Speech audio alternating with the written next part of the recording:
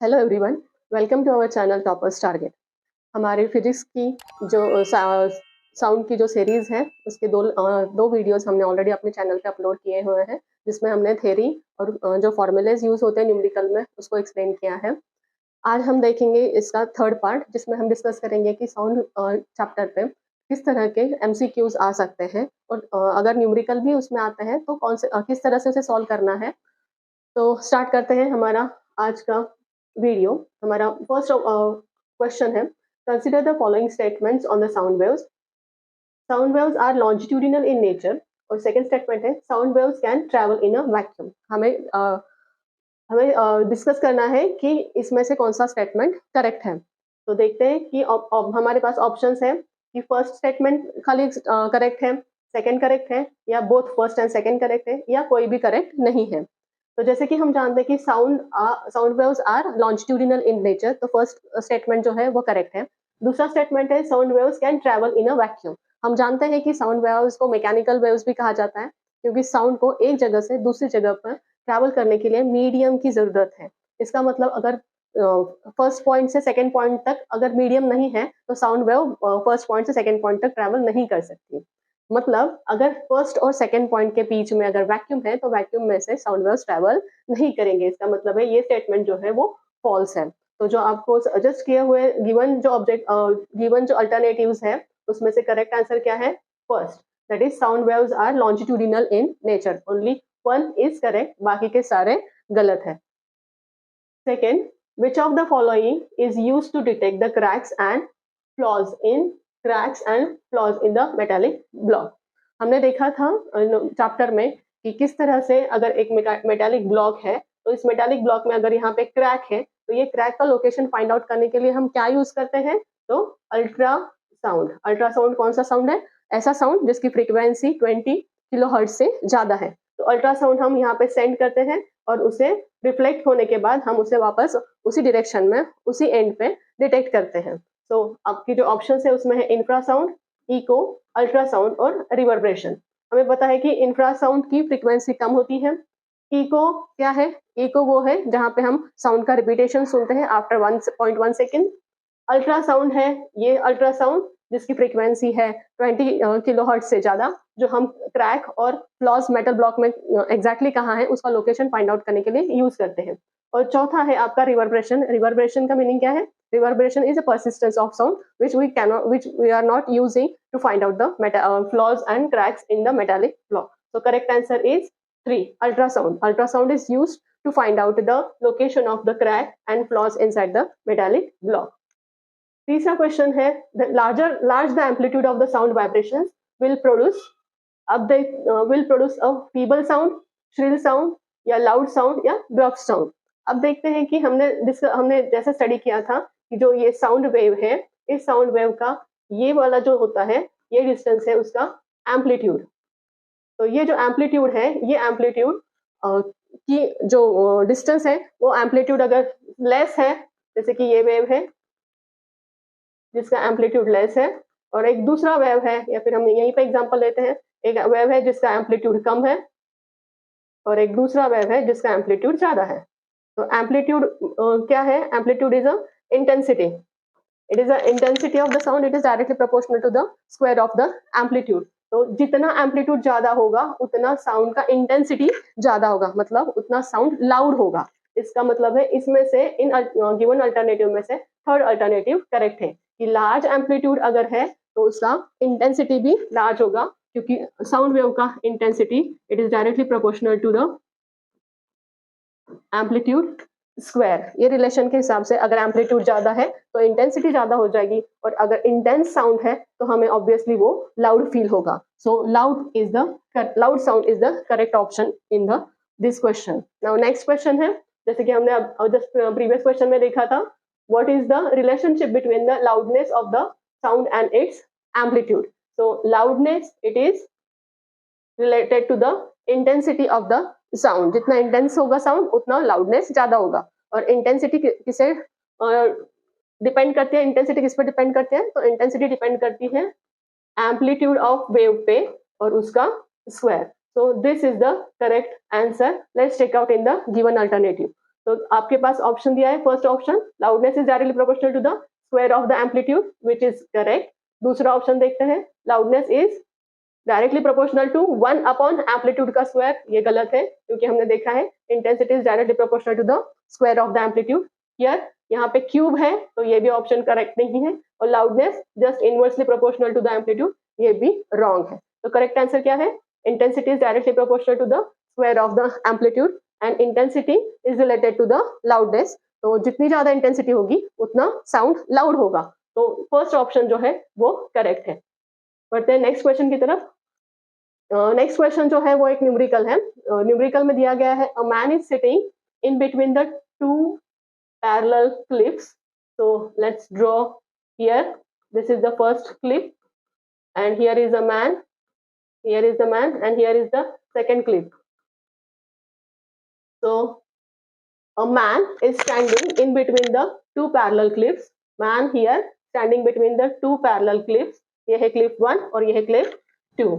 He produces a sound, and first echo is heard from the cliff 2.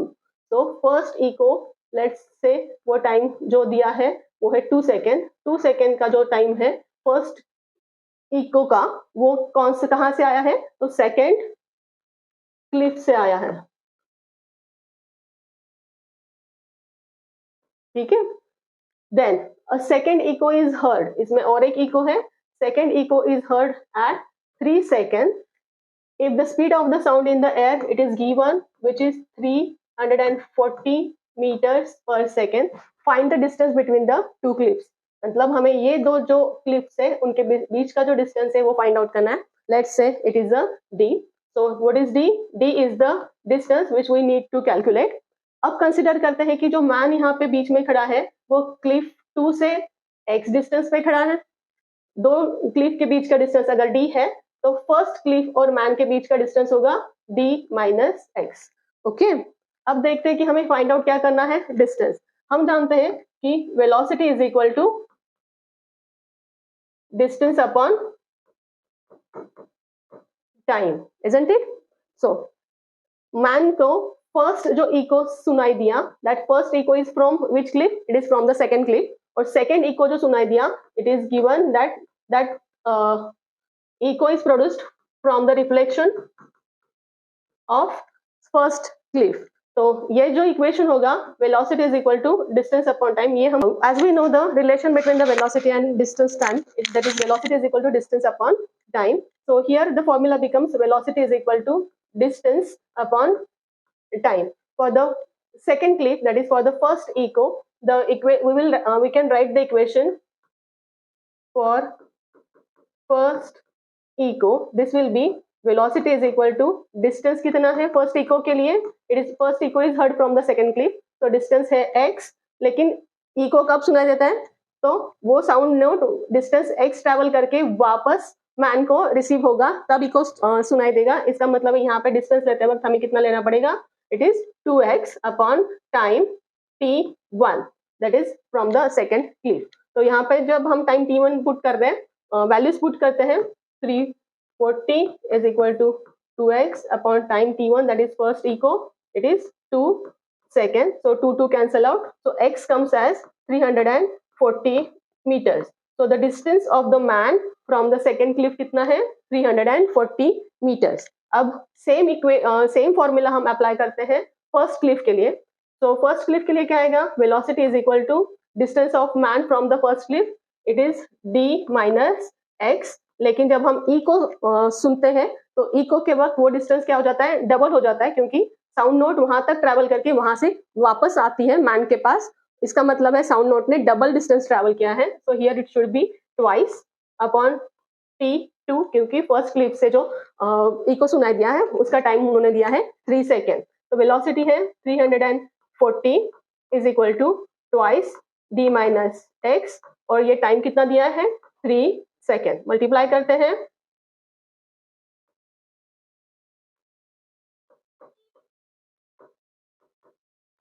To divide करने के बाद on this side this is d minus x, so d is equal to 510 plus x का, x उधर चला जाएगा, x का value है 340. So here it comes as a 8, 6. So mistake is here. So here the addition comes as a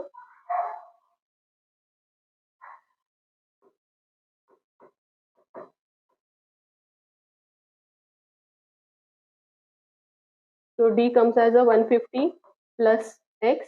So it is 510 plus 340, and answer comes as a 580. So this is the correct answer, 850 meters.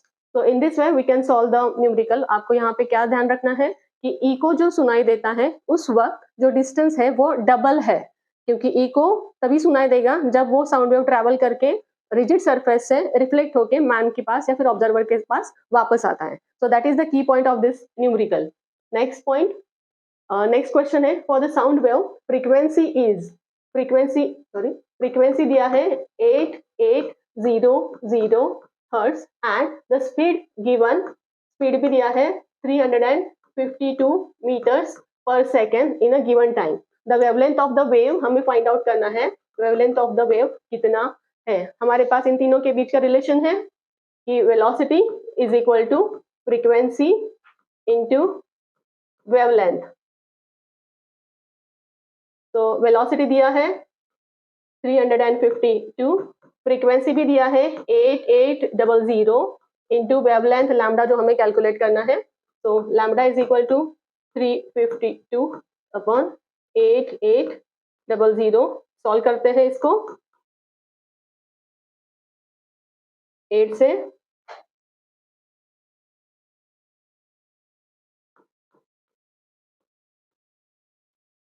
so answer comes as 0.4 meters. देखते हैं 0.04 metre, that is the correct answer. यहाँ पे क्या आपको ध्यान रखना है कि इन तीनों के बीच का जो रिलेशन है velocity is equal to frequency into wavelength. और चेकआउट क्या करना है इसमें कि फ्रीक्वेंसी जो है वो हर्ट्ज में दी है या नहीं. अगर यही फ्रीक्वेंसी उन्होंने किलो हर्ट्ज में अगर दी होती तो आपको किलो हर्ट्ज को हर्ट्ज में कन्वर्ट करके फिर उसको फॉर्मूला में पुटअप करना है. बाकी कैलकुलेशन सिंपल है. तो करेक्ट आंसर है 0.04 मीटर. बढ़ते हैं नेक्स्ट क्वेश्चन की तरफ. The speed of the sound is maximum in vacuum, gas, liquid और सॉलिड. हम जानते हैं कि वैक्यूम में साउंड वेव्स ट्रैवल नहीं कर सकती, तो ये रॉन्ग है.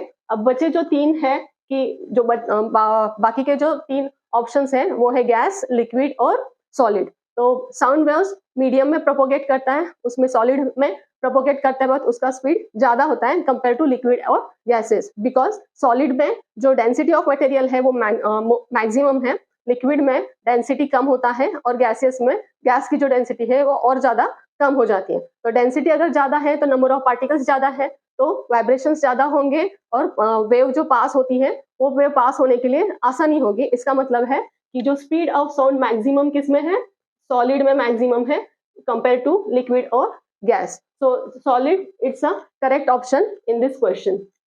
Next है, in the medium, the nature of the sound wave is only transverse, both longitudinal and transverse, neither longitudinal nor transverse, or only longitudinal. हम जानते हैं कि साउंड कौन सी वेव है, इट्स अ लॉन्जिट्यूडिनल वेव. तो transverse wave वो नहीं है. लॉन्जिट्यूडिनल और ट्रांसफर एक साथ हो नहीं सकते. ये नाइदर लॉन्जिट्यूडिनल नॉर ट्रांसवर्स का मीनिंग ही नहीं है, क्योंकि साउंड वेव हम जानते हैं कि ओनली लॉन्जिट्यूडिनल वेव है. लॉन्जिट्यूडिनल मतलब it creates compression and refraction, that is low pressure and high pressure region, so that it can pass through the medium. So this fourth option is correct in the equation. Now next question है, when you increase the loudness of the ringtone of your mobile phone, the frequency of the ringtone, whether it is increases, decreases, remains same and cannot be determined. हमने देखा था कि जो wave है उसका loudness relate करता है amplitude से और फ्रीक्वेंसी रिलेट करता है number of waves that is related to the X axis. तो लाउडनेस क्या है, एम्पलीट्यूड से रिलेटेड है. तो लाउडनेस अगर बढ़ता है मतलब आप एम्पलीट्यूड बढ़ा रहे हो उस वेव की. एम्पलीट्यूड मतलब आप वाई एक्सिस का जो स्केल है वो बढ़ा रहे हो, उसका एक्स एक्सिस से रिलेशन कुछ भी नहीं है. एम्पलीट्यूड लाउडनेस का अगर आप बढ़ाते हैं तो आपका जो फ्रीक्वेंसी होगा उससे उसका कोई भी रिलेशन नहीं है, तो फ्रीक्वेंसी क्या होगा, सेम ही रहेगा, ना तो वो बढ़ेगा ना तो वो डिक्रीज होगा, और डिटरमाइन तो हम कर ही नहीं सकते क्योंकि वो रिलेशन है ही नहीं, तो ये भी ऑप्शन गलत है। करेक्ट ऑप्शन क्या है कि frequency will remain same whether you increase the loudness और decrease the loudness of the ringtone of your phone. So correct answer is third. Next question है कि the frequency of the sound wave is 50 hertz and its wavelength is 4 metre. The what is the distance travel by the sound wave in 3 second. तो यहाँ पे frequency दिया है 50 hertz, unit check कर लेना, unit hertz में ही है तो कन्वर्शन करने की जरूरत नहीं है। वेवलेंथ लैम्डा दिया है मीटर में, 4 मीटर है, तो हमें पता है कि velocity is equal to frequency into wavelength. हमें फाइंड आउट क्या करना है, डिस्टेंस, और टाइम ऑलरेडी दिया हुआ है 3 सेकेंड। अब velocity is equal to frequency into wavelength है, इस रिलेशन से हमें वेलोसिटी मिल जाएगा। पुट आउट करते हैं, फ्रीक्वेंसी है 50 और वेवलेंथ है 4, तो velocity is 200 metres per second. अब हम जानते हैं कि वेलोसिटी क्या है, velocity is distance upon time, तो हमें डिस्टेंस फाइंड आउट करना है। Let's put on the values. तो distance is equal to velocity into time, velocity हमने कैलकुलेट कर ली, 200 इनटू टाइम दिया है 3, so this is 600 meters. So from the given option 600 meter, this is the correct option। कि frequency आपको दिया है, वेवलेंथ दिया है, इससे आप वेलोसिटी निकाल सकते हैं। वेलोसिटी के फॉर्मूला में टाइम पुट ऑन करके आप डिस्टेंस कैलकुलेट कर सकते हो, तो distance is 600। so this is correct option in the given numerical। next है, if the frequency of the sound wave is below, the important word is below, the frequency of the sound wave is below 20 hertz, it is known as, is it audible sound? no, because audible क्या होता है, 20 hertz से लेके 20 kilo hertz तक। infrasound, yes, it is below 20 below 20 hertz। तो हमें पूछा है below 20 hertz क्या है, तो that is infrasound। अल्ट्रासाउंड कौन सा होता है, जिसकी फ्रीक्वेंसी 20 किलो हर्ट्ज से ज्यादा होती है, that is will be the ultrasound. So this is the correct answer, that infrasonic sound having frequency below 20 hertz. Next है, नेक्स्ट क्वेश्चन है, which of the following term is responsible for the distance between the two successive compression of the sound wave। हमने देखा था जो sound wave study करने के लिए कुछ डेफिनेशन या फिर कुछ पैरामीटर्स इंपॉर्टेंट है, उसमें हमने देखा था वेवलेंथ क्या है, frequency, time period, velocity etcetera. उसमें हमने ये देखा था कि जो सक्सेसिव या फिर आइडेंटिकल पॉइंट के बीच का जो डिस्टेंस है, that distance will be known as a wavelength lambda. So given option से वेव नंबर नहीं होते। वेव नंबर क्या होता है, वेव नंबर 1 सेकंड में कितनी वेव्स पास हो रही है वो होता है वेव नंबर। क्योंकि फ्रीक्वेंसी क्या है, that is number of oscillations. Amplitude है आपका maximum displacement of the particle, and wavelength is the distance between the two identical points और टू सक्सेसिव कॉम्प्रेशन या फिर two successive rarefaction. So correct answer in this equation, in this question is wavelength lambda is the distance or is the distance between the two successive compression या फिर two successive rarefaction। so correct answer is wavelength। next देखते हैं, next है, the waves which are produced in air are always matter wave है, transverse, longitudinal, electromagnetic। अब हमने देखा था कि मैटर वेव कौन सी होती है, matter waves are related to the atomic scale. Atoms और एटॉमिक पार्टिकल्स जो है उनसे रिलेटेड जो वेव्स होती है उसे कहा जाता है मैटर वेव्स। तो इसमें एयर में नहीं, the waves which are produced in air are always matter wave नहीं हो सकती। ट्रांसवर्स वेव एयर में प्रोड्यूस हो रहा है, इसका मतलब पार्टिकल की जो मूवमेंट है वो परपेंडिकुलर नहीं होगी, वो लॉन्जिट्यूडिनल होनी चाहिए, तो ट्रांसवर्स वेव भी रॉन्ग आंसर है। इलेक्ट्रोमैग्नेटिक वेव्स को ट्रैवल करने के लिए मीडियम की जरूरत नहीं है, तो यहाँ पे जो दिया है वो एयर वर्ड है, इसका मतलब है इलेक्ट्रोमैग्नेटिक वेव्स का भी ऑप्शन गलत है।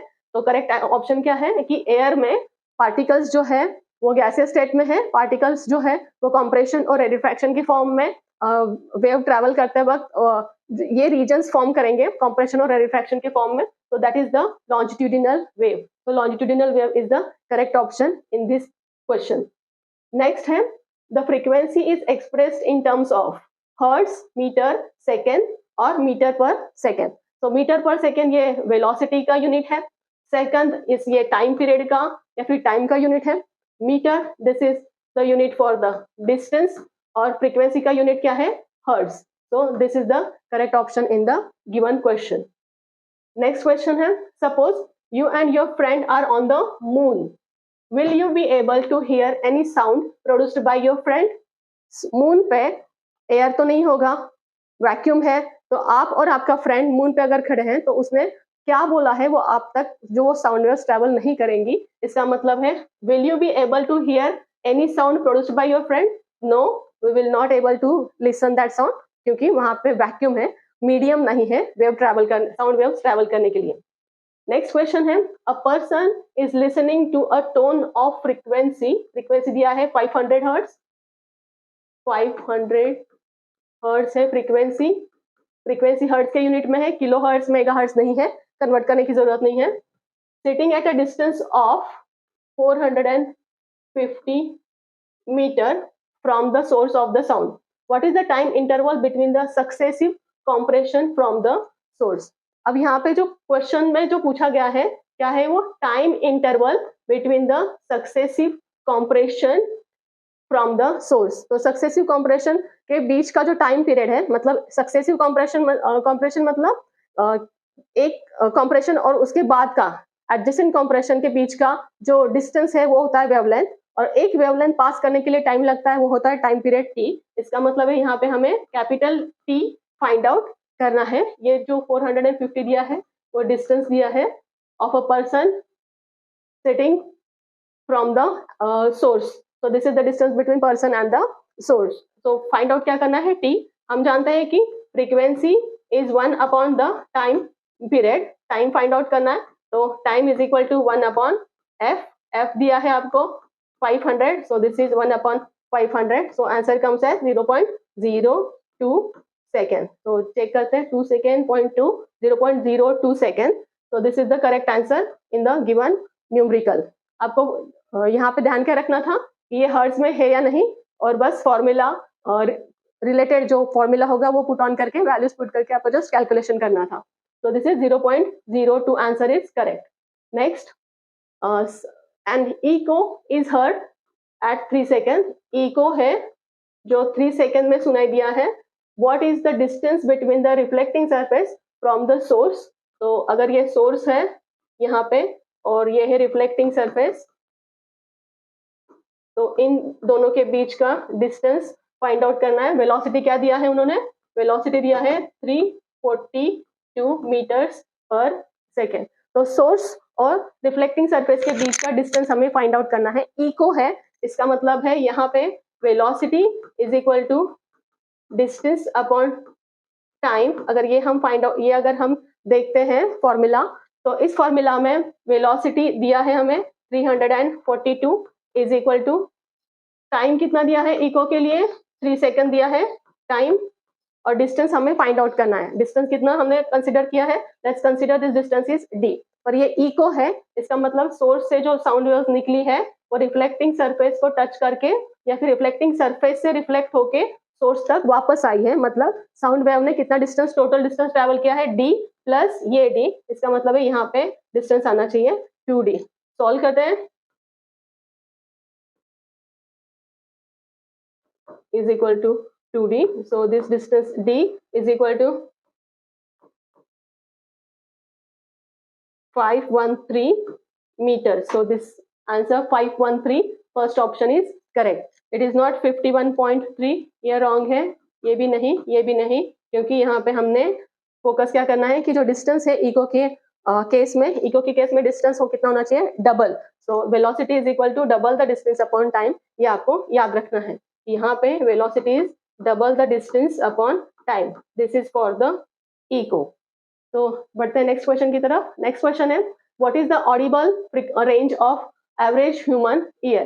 तो ऑडिबल रेंज जो है वो कितना है, 20 हर्ट्ज से लेके 20 किलो हर्ट्ज, ये है आपका ऑडिबल फ्रीक्वेंसी रेंज। इससे आप नीचे जाते हैं then we will have a infrasound, और इससे ज्यादा अगर जाता है 20 किलो हर्ट्ज से then that will be the ultrasound.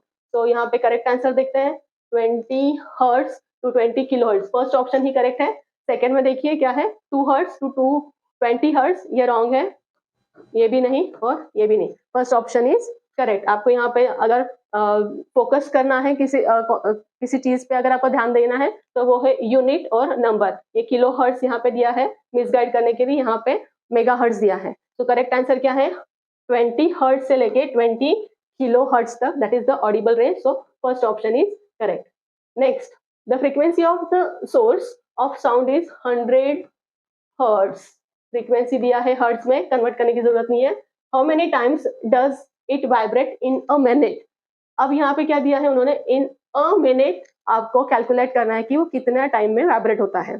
अब हमने देखा है कि फ्रीक्वेंसी का डेफिनेशन क्या है, frequency is the number of oscillations या फिर वाइब्रेशंस पर सेकंड में कितने होते हैं। तो एक सेकंड में फ्रीक्वेंसी आपको बताता है कि कितने वाइब्रेशंस हुए। तो ये जो वाइब्रेशंस दिए हैं उन्होंने वो कितना है 100 hertz, but it is per second. और न्यूमेरिकल में हमें पूछा है per minute. We know that 1 minute is equal to 60 second. तो एक मिनट में कितने वाइब्रेशंस होंगे, तो required vibrations is equal to frequency into 60, क्योंकि ये पर सेकेंड का फ्रीक्वेंसी है 100, तो 60 सेकेंड में कितना आएगा 6000। So 6000 it is the correct answer. 6000 times it's the correct answer in the numerical. Last question है, a sonar device on a submarine sends out a signal and receives an echo after 5 seconds. Echo है, echo word important है, sonar है, echo 5 second के बाद find out किया। Calculate the speed of the sound in water if the distance of the object from the submarine. Distance दिया है 3625 metre. Eco है, eco का टाइम कितना है, इको का टाइम दिया है 5 सेकेंड, डिस्टेंस दिया है 3625 मीटर। फाइंड आउट क्या करना है, स्पीड, वेलोसिटी फाइंड आउट करना है। तो velocity is equal to distance upon time. So velocity is equal to distance upon time. Echo है तो डिस्टेंस क्या होगा, डबल होगा, क्योंकि ये सबमरीन है तो यहाँ से सिग्नल सेंड करके रिटर्न आने तक, यहाँ पे सबमरीन होगा, रिटर्न आने तक मतलब ये डिस्टेंस डबल ट्रैवल किया हुआ है। तो this is velocity is equal to twice the distance upon time. Velocity कितना दिया है, नहीं वेलोसिटी फाइंड आउट करना है, डिस्टेंस 2 इंटू 3625 अपॉन 5। ये सॉल्व करने के बाद आपको आंसर चेक करो।